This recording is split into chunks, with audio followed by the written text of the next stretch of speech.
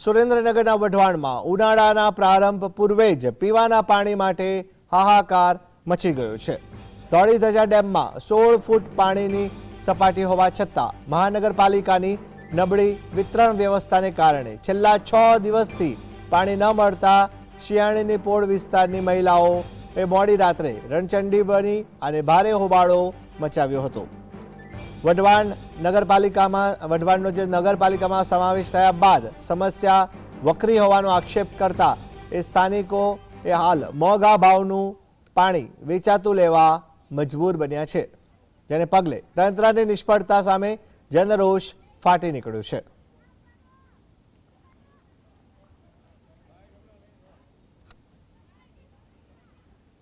ચોક થી લઈ આ ભાટી શેરી આગળ સાંકડી શેરી આગળ શું કહેવાય કે લોઢાનો દરવાજો ત્યાં સુધી છેલ્લા અમે લોકો 1 મહિનાથી ખૂબ હેરાન થઈએ છીએ। ઘડીકમાં એ લોકો એવું કહે છે કે મસ્જિદ ચોકમાં વાલ ખરાબ થઈ ગયો છે અને આ ખાડો ખોદીને રાખ્યો છે। વધુ જાણકારી માટે ફોન લાઈન પર જોડાય છે સંવાદદાતા ફઝલ। જી ફઝલ, જણાવશો, ઉનાળાની શરૂઆતથી જ વઢવાણમાં પાણી માટેની પારાયણ જોવા મળી રહી છે। મહિલાઓને પાણી માટે તકલીફ પડી રહી છે અને જેને લઈને હવે વિરોધનો સૂર સામે આવ્યો, શું છે વધુ જાણકારી? ખાસ કરીને વાત કરવામાં આવે તો સુરેન્દ્રનગર જિલ્લાનો ધોળીધજા ડેમ છે તે સમગ્ર સૌરાષ્ટ્રમાં પીવાનું પાણી પૂરું પાડતો ડેમ છે, પરંતુ હવે કુવા કાંઠે તરસ્યા જેવો ઘાટ છે તે સુરેન્દ્રનગર શહેરી વિસ્તારમાં સર્જાઈ જવા પામ્યો છે। હજુ ઉનાળો શરૂ નથી થયો ત્યાં વઢવાણમાં પીવાના પાણીના ધાંધિયા છે તે તંત્રની બેદરકારીના કારણે શરૂ થઈ ગયા છે।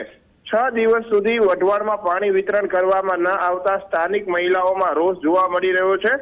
ખાસ કરીને હાલમાં જે વેચાતું પાણી લેવા માટે વઢવાણની જનતા છે તે મજબૂર બની છે।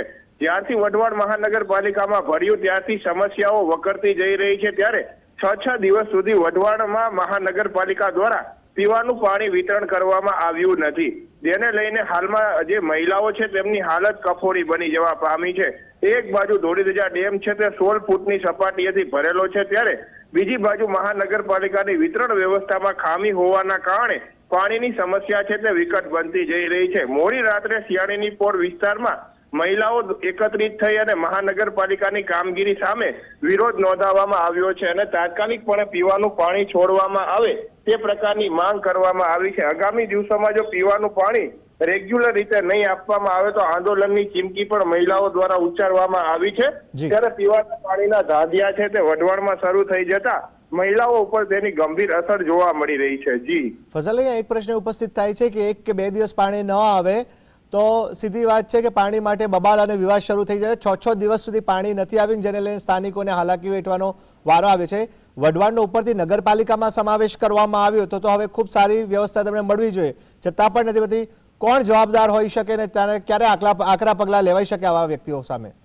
ખાસ કરીને જ્યારે મહાનગરપાલિકાના અધિકારીઓનો સંપર્ક છે તે આ મહિલાઓ દ્વારા સાધવામાં આવ્યો ત્યારે જવાબ મળ્યો કે વાલ રિપેરિંગમાં વાલમાં ખામી હોવાના કારણે પાણી વિતરણ થઈ શક્યું નથી, પરંતુ એક વાલમાં ખામી હોવાના કારણે 6 દિવસ સુધી આ વઢવાણ વાસીઓને તરસ્યા રહેવું પડ્યું હોય તે પ્રકારનો ઘાટ સર્જાઈ જવા પામ્યો છે।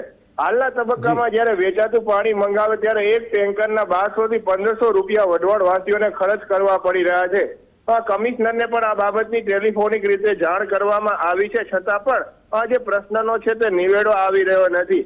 તંત્રના અધિકારીઓની બેદરકારીના કારણે આ પ્રકારની જટિલ સમસ્યા સર્જાઈ જવા પામી છે। 1 કે 2 દિવસ પાણી ના આવે તો પણ હોબાળા થઈ જતા હોય છે, ત્યારે વઢવાણમાં આજે 1 લાખથી વધુની જનતા છે છેલ્લા 6 દિવસથી તરસી હોવાનો ઘાટ હાલ સર્જાઈ જવા પામ્યો છે। ફઝલ, આપ જોડાયા, આપનો આભાર। તો પાણીની ઉનાળાની કહી શકાય છે કે શરૂઆત છે ને ત્યાં જ પાણીની વિકટ સમસ્યા સામે આવી રહી છે।